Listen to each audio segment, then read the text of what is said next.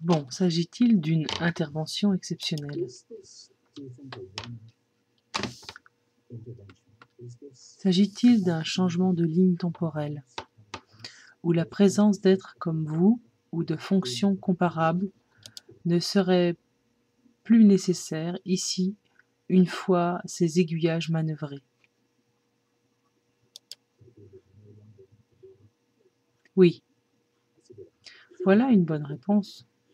C'est une question de ligne temporelle, parce qu'il y a d'autres lignes où cela ne se produit pas, et d'autres où tout est déjà résolu.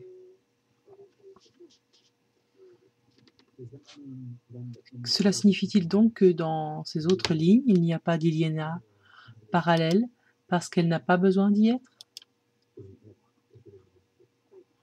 Exact. Concernant toutes ces réalités parallèles, Inélia n'est donc présente que dans celle où on a besoin d'elle, là où les choses ont été trafiquées, tandis qu'ailleurs, ça n'a pas été le cas. Exact, mais il y a de différentes. En arrivant sur cette ligne temporelle, parce qu'une fois de plus, il y a toute cette multiplicité d'êtres sur différentes lignes, en arrivant et en prenant conscience que j'étais dans l'espace-temps, je n'étais pas sûr de certains éléments. Par exemple, où me situais-je par rapport à la transition? Avant, pendant ou après? Je l'ignorais.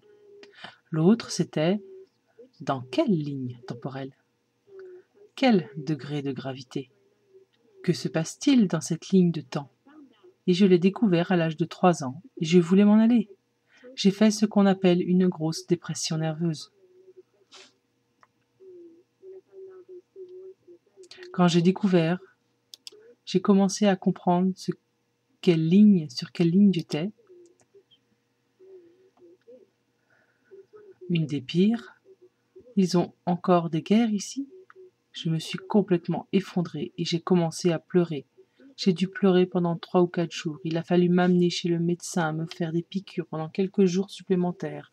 Puis quand je me suis réveillée, je me suis dit, je ne sais pas si j'en suis capable. C'est franchement ce que je pensais à l'époque. Je pensais honnêtement ne pas pouvoir y arriver.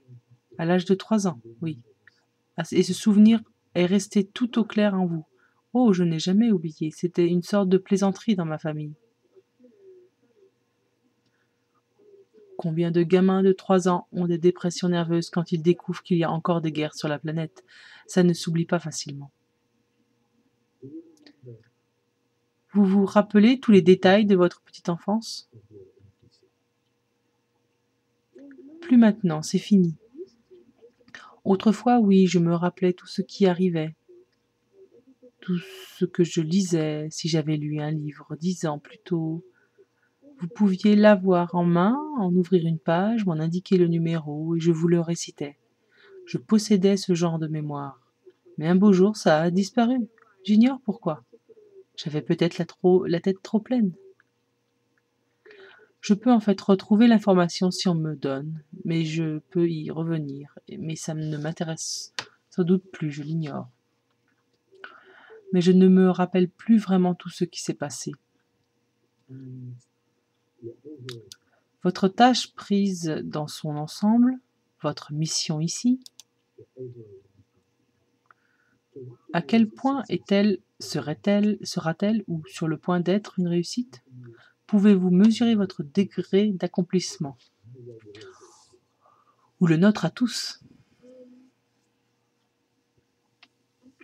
Je suppose qu'il y a des moments où je pourrais aider des gens, mais où l'accord ne se fait pas. Ils ne réagissent pas. Et j'ai aussi des moments où j'aurais aimé qu'ils l'aient fait. Cela aurait simplifié les choses pour la planète, s'ils l'avaient fait. Je ne peux pas donner de nom parce que le libre arbitre de ces gens ne serait pas respecté. Et ils ont choisi de ne pas s'impliquer à un certain degré. Peut-être est-ce une question de timing, et vous pourriez alors revenir? voir si c'est ce que j'ai fait en fait. Je retente tous les ans, ou lorsqu'on me dirait c'est... En fait, je me rends là-bas pour voir s'ils sont prêts, etc.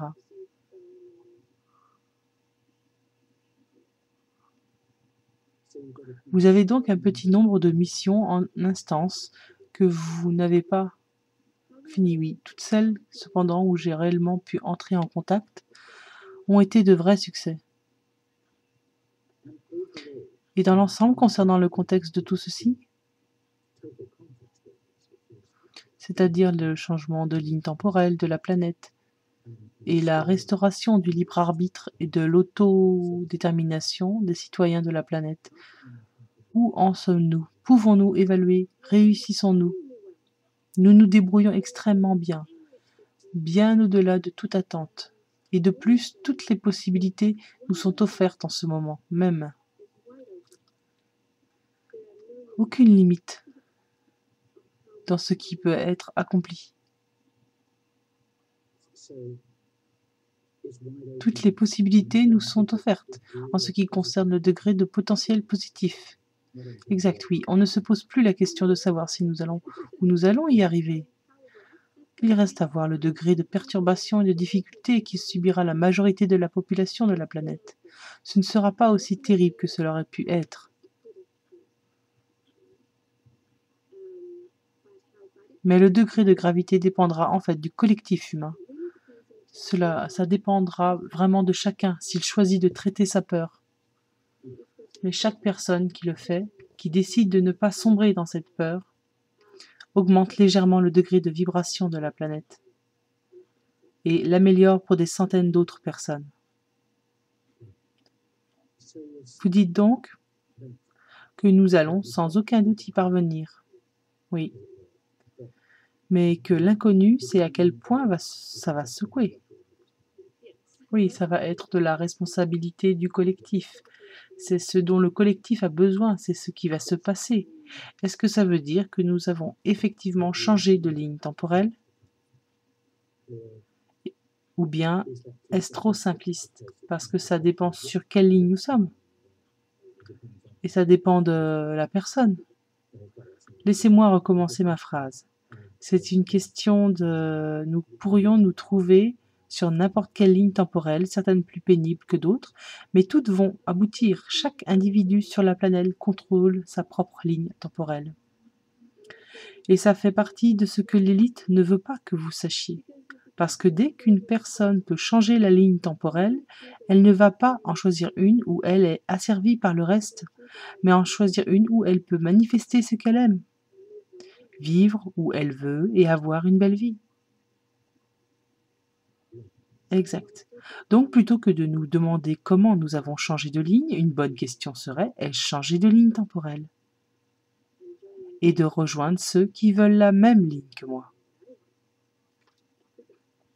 Bon, j'ai l'image métaphorique de la ligne temporelle. Ok. En fait, une grosse corde tressée composée de millions de petits fils, entremêlés en un nombre indéterminé de permutations qui constituent une incarnation, oui, et chaque d'entre nous tisse ce fil selon ses souhaits.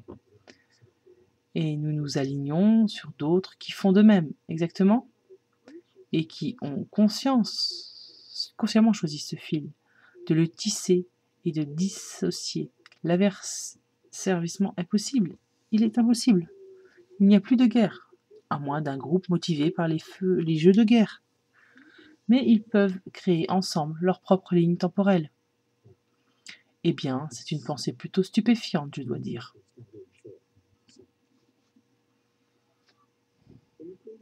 Dans une de nos conversations précédentes, l'autre jour, vous aviez fixé un pourcentage. Vous aviez dit que c'était réglé à 70%. Et ce n'est peut-être pas exactement ce que vous avez dit. À quoi faisiez-vous allusion? À une transition en douceur, sans chaos. Sans, par exemple, des millions de vies perdues. Ah, ok. Je vous suis, d'accord. Ces 70% concernent donc le degré de chaos. Oui, exact. Mais vous dites que le résultat global est acquis en fait. Absolument oui. Ai-je raison de penser que lorsque vous êtes arrivé ici, il y a quelques dizaines d'années, le résultat n'était pas acquis et que les conditions ont changé depuis? Que ce résultat est acquis? Partiellement oui. Et en résumant ainsi, je n'essaie pas de simplifier à l'excès, au point de dire que vous l'avez fait à vous toute seule. Vous l'avez dit plus tôt, vous avez bien insisté. Cela s'inscrit dans tout un mouvement, tout un concept, l'effort commun de toute une équipe impliquant des dizaines de milliers de gens, que nous ne connaîtrons jamais pour la plupart, je dirais des millions. Oui, de toute variété, des êtres s'incarnent ici venant de partout et de toutes les époques.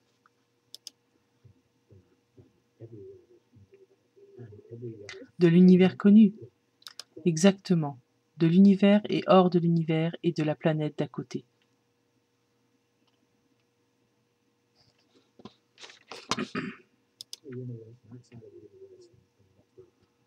Je veux dire que toutes sortes de choses se passent ici. Beaucoup de ceux qui nous regardent peuvent avoir personnellement rencontré certains de ces êtres. Ils peuvent eux-mêmes être l'un d'eux. Ils peuvent être l'un de ces êtres sans même le savoir. Et cette vidéo va les éveiller. Que dites-vous de cela? Plutôt que de vous asseoir en personne près de quelqu'un sur le banc d'un parc,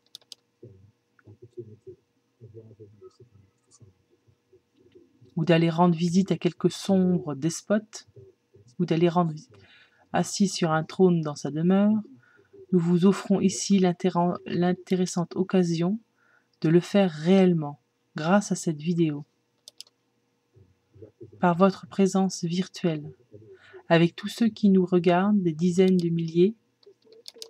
Ce n'est pas une coïncidence si vous regardez en ce moment cette vidéo.